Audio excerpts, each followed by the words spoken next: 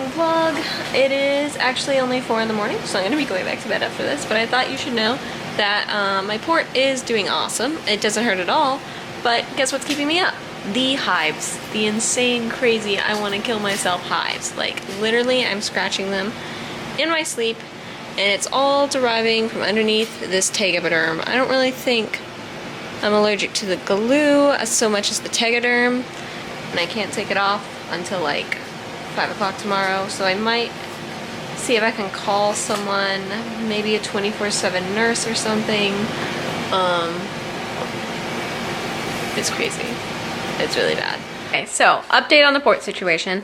I called the, Winston-Salem has like a discharge hotline for out of hours. I called them and I spoke to a doctor who said that I could remove my bandage a little bit early. So I removed it at 10 a.m. instead of at 5 p.m. today. So you guys can see the incision now. That's the port right there. It's still pretty swollen, but the port has actually 3 little dots that tell you where the middle is. And then that's, of course, the incision for the thing. And the hives have gone down, which is good. And now I'm just resting. My sister was so nice. She went out and got me Zaxby's because that's kind of something I'd like to eat, but I couldn't even finish half of the meal.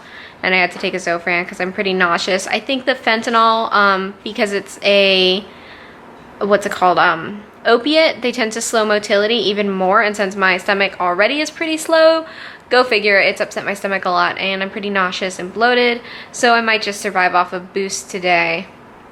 And I finished editing the vlog, and now I'm just waiting for my computer to upload it. My computer's really struggling with the new camera because it has a lot better quality, and so my computer can't really, you know, process all the videos, so sorry about that.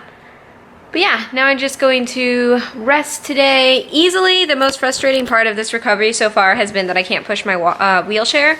So I have my trusty walker out right now. I don't know if I've shown you guys this, but I actually have it decorated in space theme. There's my nice moons and my pretty galaxy. So I'm gonna try to use that instead of my wheelchair. And the reason I use my wheelchair instead of the walker is because the walker increases the risk of hip dislocations and it can set me back in physical therapy. But it's kind of worth the risk at this point because I just hate getting pushed around in my wheelchair. And as far as pain goes, I'm having what I would consider to be basically no pain. I mean, I could see a healthy person rating this maybe a 3 or a 4 on the pain scale and having to take some painkillers. But to me, it's like, I honestly barely feel it. I mean, I live at like a 6 on the pain scale in my hip, so a 3 or a 4 is like nothing, which is nice because I'm really not worrying about, like, I have full movement of my arm and it doesn't hurt at all. It's really great. We're just resting now, and I think one thing that sucks about having this port is that resting and I'm not friends with resting. I hate resting. I get so bored, especially if I don't feel miserable. And I don't feel miserable. Like, this doesn't hurt. Well, there's Rudy's face. But the port doesn't hurt. It's not sore. Like, I don't feel miserable. And it's really annoying that I can't do anything even though I feel like baseline pretty much. So I'm just sitting here bored. I think we're going to go try to watch some Skyrim. Try to play some Skyrim to entertain me for a bit without, like, being insanely bored.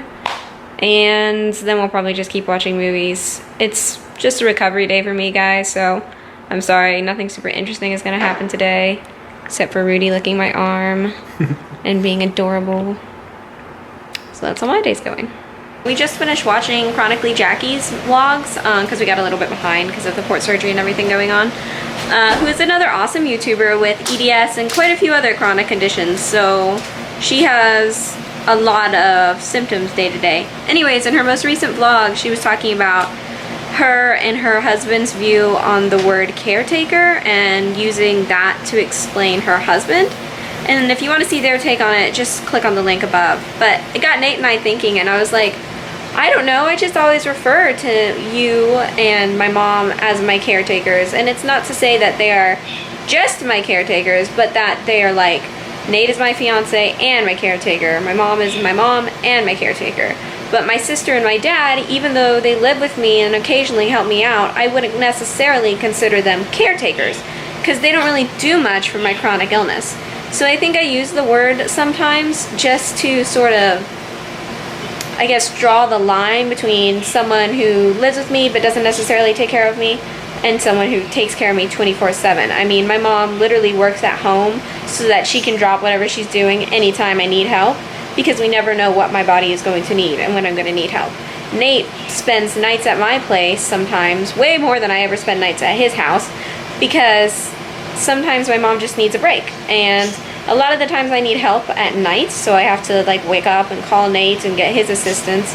And it gives my mom at least a night of being able to sleep and not having to sleep like in this light sleep waiting for me to call her. So anyways, that's our take on it. But you should go see Chronically Jackie's vlog, because she has a completely other take on it, and I think that's interesting. What about you, babe? Yeah, I think just like a lot of people, when they hear caretaker, they just assume that they're like not doing it voluntarily. It's like a job to them, and that they're not doing it out of love. But it also can mean that somebody's doing it out of love. I mean, I'm giving care to her, doesn't mean, it's not exactly saying how I'm doing it, like why I'm doing it. It's just saying that I'm caring for her. So. Yeah, like I said, I use it to describe anybody who knows enough about my chronic conditions to help me. And that's Nate and my mom. And those are basically my only caretakers right now. And it's not like they do it out of obligation. Because like I said, like my sister and my dad, they're not my caretakers because they just have chosen that that's not a big thing for them, and I'm fine with that. Like, taking care of a chronically ill person takes a lot of energy, and I appreciate the fact that Nate and my mom are willing to take care of me. But even if they weren't, I'm like, yeah, I get it. It's tiring taking care of me, just like it's tiring being me. But they're very sweet and loving people, and Nate, when we started dating, knew there was something wrong with me, but didn't know exactly how sick I was going to get, and he's stuck with me and still helped me, and I really appreciate him. He's also really squishy. And here's Rudy, who is my poodle caretaker. Caretaker.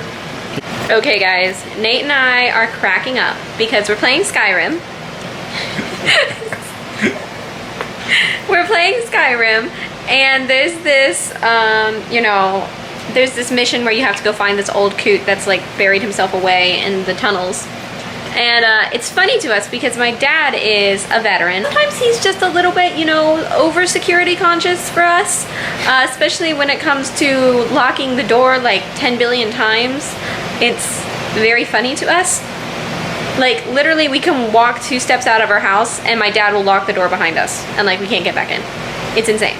So we tease him that like he's so into locking doors and stuff. But anyways, this crazy old coot has like these chains on his door and like 12 locks, and I'm like, that's how my dad locks the door, babe. So I think I found my dad in the video game, yeah. Yep.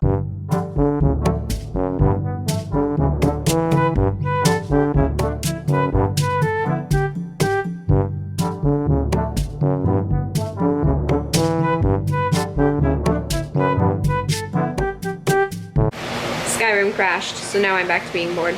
We're having to fix it. You fixing it? You fixing it? Fixing it. There's the poodle! He's so cute. He's the cutest. So I really like my nice new camera because it's really like fun to film with it and stuff. And it's got better image quality, obviously. But my MacBook does not like my nice new camera and is very angry and keeps crashing and like just losing its mind. It does not work out yet.